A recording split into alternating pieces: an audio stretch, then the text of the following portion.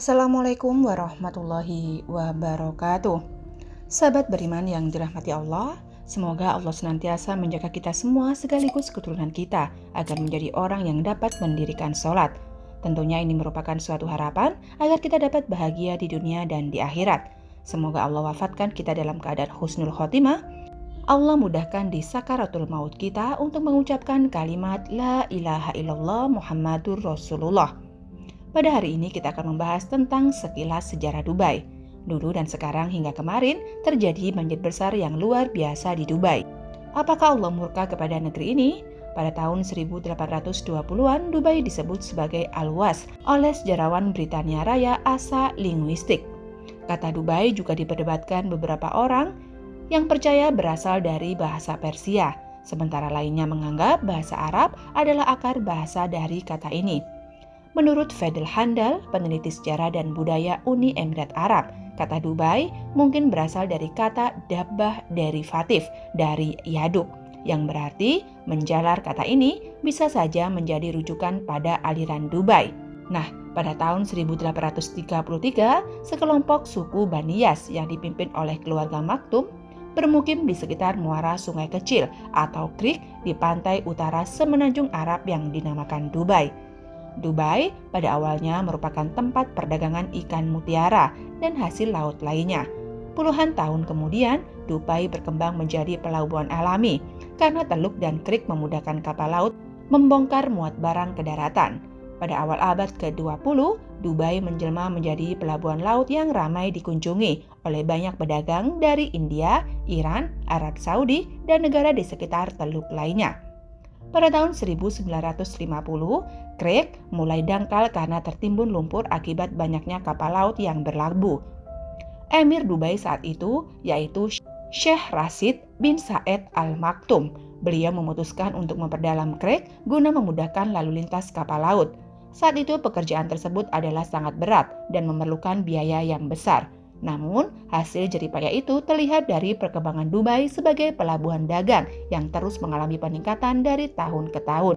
Nah, setelah ditemukannya ladang minyak di Dubai pada tahun 1966, pemerintah Dubai memanfaatkan pendapatan dari penjualan minyak untuk pembangunan infrastruktur. Pembangunan besar-besaran segera dimulai pada awal tahun 1967, yaitu bangunan sekolah, rumah sakit, jalan raya, jaringan telekomunikasi modern, dan bandara udara internasional yang dapat menampung semua jenis pesawat. Di samping itu, Sheikh Rashid juga memintakan untuk membangun pelabuhan laut di Jebel Ali di samping pelabuhan laut yang sudah ada di Dubai.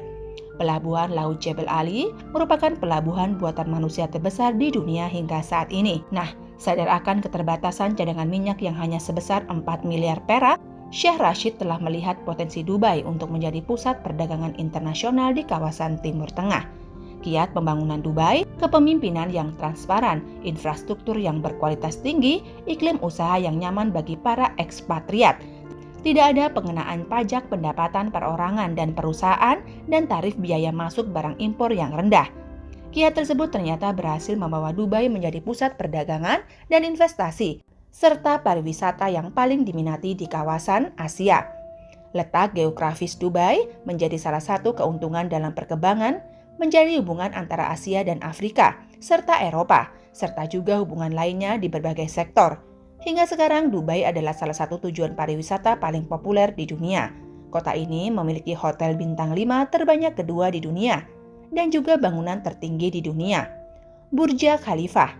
Nah, ini adalah sekilas sejarah Dubai, kota terpadat di negara Uni Emirat Arab. Adapun Uni Emirat Arab dan Arab Saudi ini negara yang berbeda.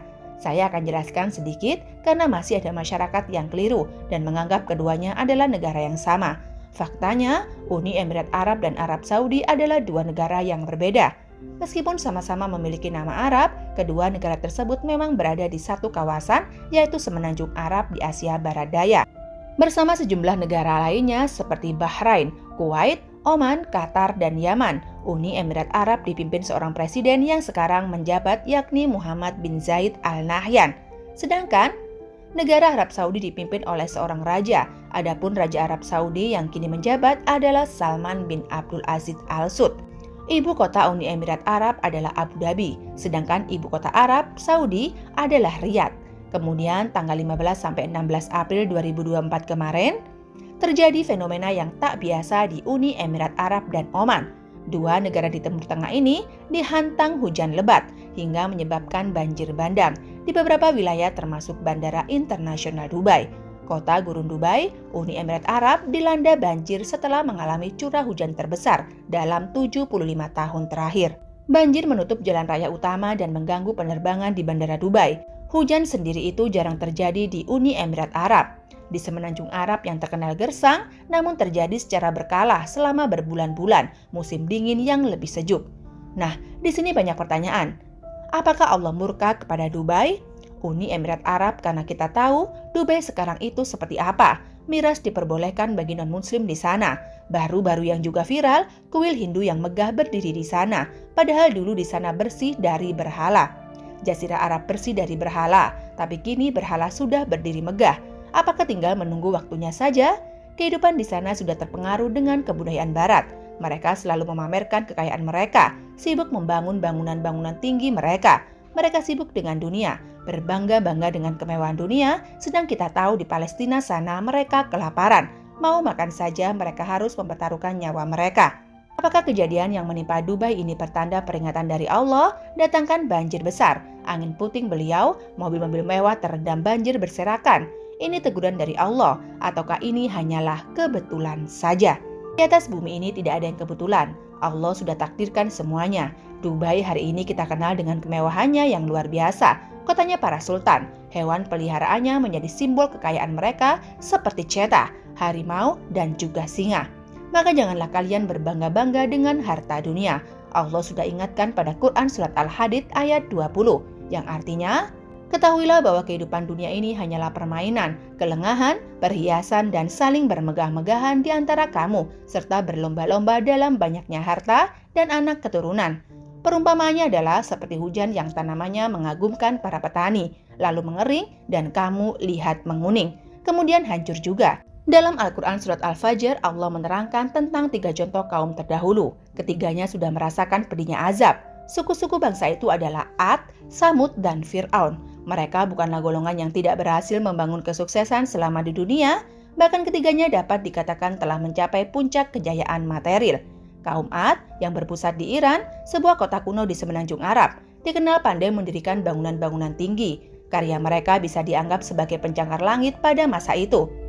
Begitu bunyi ayat ke-7, surat Al-Fajr, menyinggung karakteristik kaum tersebut. Kemudian kaum Samud berhasil mengubah dinding-dinding gunung batu cadas. Dengan kemahiran mereka menjadikan sisi gunung tersebut sebagai bangunan-bangunan indah atau istana. Dan terhadap kaum Samud yang memotong batu-batu besar di lembah. Terakhir, kaum Fir'aun yang dijelaskan telah berhasil membangun piramid dan kuil-kuil dengan banyak tiang dan megah. Dan terhadap Fir'aun yang mempunyai pasak-pasak bangunan yang besar. Nah, dari redaksi ayat-ayat di atas tergambar bahwa Allah sendiri yang menyebutkan bukti-bukti keberhasilan mereka secara material. Namun, penyebutan itu tidak bermaksud untuk membanggakannya. Semua itu diceritakan kepada umat Nabi Muhammad SAW untuk menegaskan pencapaian-pencapaian mereka adalah sangat kecil dalam pandangan Allah Ta'ala. Memang manusia diciptakan untuk hidup di dunia, tapi bukan berarti hidup selamanya. Karena tujuan utamanya adalah untuk beribadah kepadanya.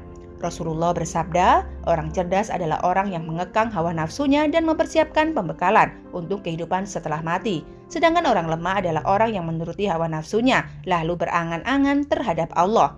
Semoga Allah Subhanahu wa Ta'ala memberikan tambahan ilmu yang bermanfaat dan pelajaran berharga bagi kita semua. Wallahu a'lam bishawab. Barakallahu fikum. Subhanakallahumma wa bihamdika asyhadu alla ilaha illa anta astaghfiruka wa atubu ilaik. Wa akhiran wabillahi taufiq wal hidayah. Wassalamualaikum warahmatullahi wabarakatuh.